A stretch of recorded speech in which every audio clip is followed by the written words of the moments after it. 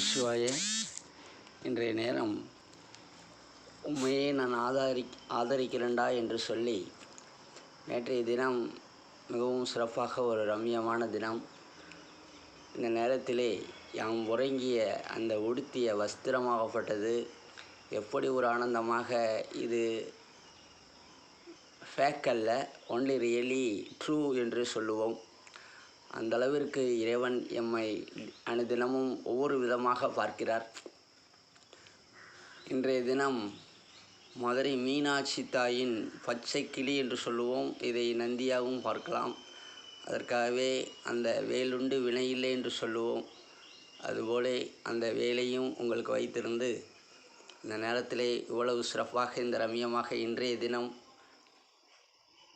20/9/2024 இந்த காட்சி உங்களுக்காக.